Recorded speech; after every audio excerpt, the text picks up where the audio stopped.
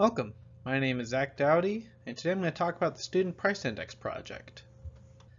There were two main goals with this project. The first was to measure price changes of items relevant to students, and the second was to examine how students finance necessary expenditures.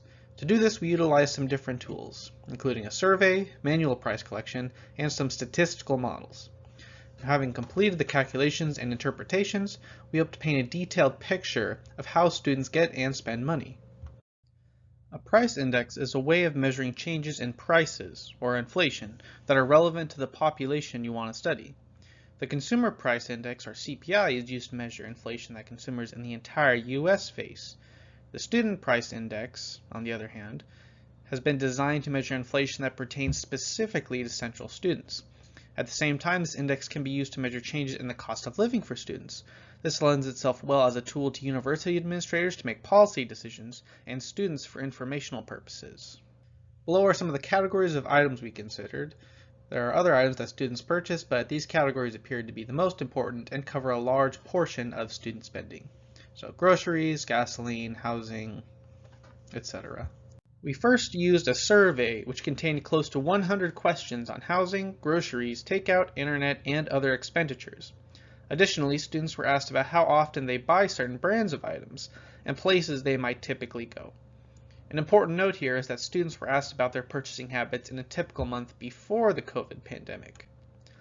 The survey was administered to College of Business students using Microsoft Forms and garnered 27 responses, almost entirely comprised of full-time undergraduate students.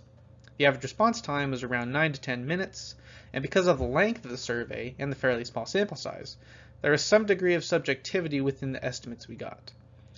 In the future, we hope to get a larger sample and change certain questions to eliminate any further sources of bias. This involves removing questions that appear to have a near zero response rate and adding questions about additional items we think might be relevant. Price collection locations include Fred Meyer, grocery outlet, Safeway, and other fast food restaurants. Specific items were chosen based on how often students said they bought them, and if they could be found in all three grocery stores. Some items were not available at grocery outlet because of inconsistent stock, but it was still used because many students still shop there. These issues made creating a fixed basket of goods somewhat difficult at first, but once the items were decided and the specific brands were decided upon, all that was left to do was write down the prices. Calculating the index was fairly straightforward. For every item designated by a subscript I, and for each month designated by a subscript T, we used the following equations to end up with an index value and subsequently a monthly inflation rate, which is just the growth rate of the price index. We used a fixed basket of goods, meaning the quantity and type of products used remained the same throughout the price collection process. Some items had a vague quantity definition or not an exact price that we could observe. The price of electric utility, for example, was found by dividing total expenditure over total consumption, the data for which we retrieved from a city electricity provider. The following chart shows the relative importance placed on each category that we used. There is a clear difference between the weights on housing and tuition and on everything else. This can have significant implications on the rates of inflation. Those two categories tend to only change over the course of a full year, and so the month-to-month change in prices can be expected to be very small. We decided to also calculate an index in which housing and tuition are not considered. This is to hopefully better describe the price changes that do occur from month to month. This alternative index was named the SPI-SR for SPI in the short run. Here is a table comparing the relative importance we placed on our categories against comparable CPI categories. The biggest differences are between tuition, housing, and takeout. Clearly, tuition is given a significantly larger weight given that we are designing this index for students, and housing is 10 percentage points higher on the SPI. It is also pertinent to note that the parallel categories in the CPI only add up to 54.6%, further showing the large difference in spending patterns between average consumers and Central students. Here are the total inflation rates for January through April.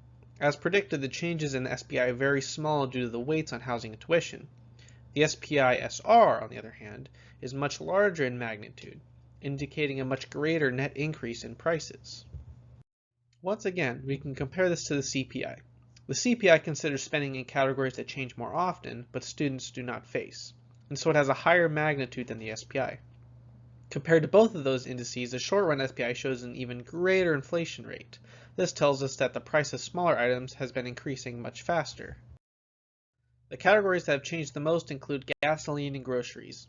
Beer appears to be getting cheaper, although the magnitude of the estimates appears suspicious enough to indicate the possibility of outlier data. The reason this does not induce large changes in the aggregate index is because they are given far less relative importance to larger categories like tuition and housing, which have had no change. Perhaps the most notable positive change is in gasoline, which many people have already begun to take notice. In turn, this appears to have the largest positive impact on the short-run SPI. Since they don't change much from month to month and comprise nearly 80% of student spending, the strategies students use to finance these expenditures of tuition and housing also differ from that of the general public. I refer to this phenomenon as fixed costs for students in the short run. These must be paid in a relatively short period of time, and so students must get large amounts of money from sources that can provide it relatively quickly. They could pull from their savings or ask family members for money, but this may not be feasible for students from low-income families. Getting a job or earning enough in wages may take too long, and so the final option is taking on more student loan debt. They can also use grants, but those amounts are fixed, whereas students have some more autonomy in choosing the amount of loans they take on. So to partially answer this question, we can look at the relationship between tuition and the average amount of loans per student in Washington universities.